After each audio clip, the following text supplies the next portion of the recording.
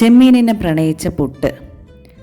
ഒരു ദിവസം പുട്ട് ചെമ്മീനോട് പറയുകയാണ്, എനിക്ക് നിന്നെ ഒരുപാട് ഇഷ്ടമാണ്.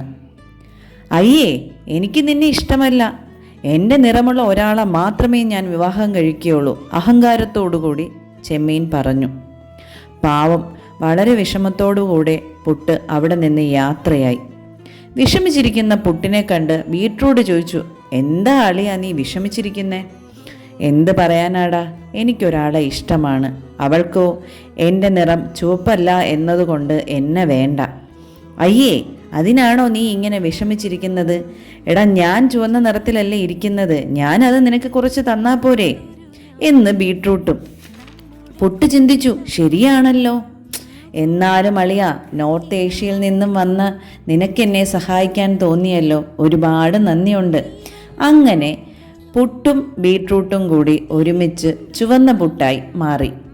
ആ സന്തോഷത്തിൽ നേരെ പുട്ട് ചെമ്മീൻ്റെ അടുത്തേക്ക് ഓടിപ്പോയി.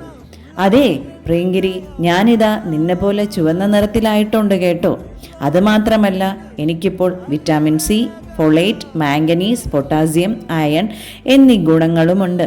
നിനക്കിതൊക്കെ പോരെ എന്ന് പുട്ട് ചോദിച്ചു. അയ്യോ, ഒരുപാട് സന്തോഷത്തോടുകൂടി ചെമ്മീൻ പറഞ്ഞു, എൻ്റെ പ്രാണനാഥ, എനിക്ക് വേണ്ടി നീ ഇതൊക്കെ ചെയ്തതല്ലേ, എനിക്കിനി ഒരിക്കലും നിന്നെ വേണ്ടാന്ന് വെക്കാൻ കഴിയില്ല, ഞാൻ നിന്നെ ഒരുപാട് സ്നേഹിക്കുന്നു. അങ്ങനെ ബീട്രൂട്ട് പുട്ടും ചെമ്മീനും ഒരുമിച്ചു. പക്ഷേ പുട്ടൊരു കാര്യം പറഞ്ഞു. നിറവ്യത്യാസവും ചെറുപ്പം വലുപ്പം എന്നുള്ള വേർതിരിവൊക്കെ അങ്ങ് പണ്ട് 1965 ഡിസംബർ 21 തന്നെ അവസാനിച്ച് കേട്ടോ. ഇനി ഇതൊന്നും ഞാൻ ഓർമ്മിപ്പിച്ചില്ല എന്ന് നീ പറയണ്ട. എല്ലാ മനുഷ്യരും ഒരുപോലെയാണ്, എല്ലാ നിറക്കാറും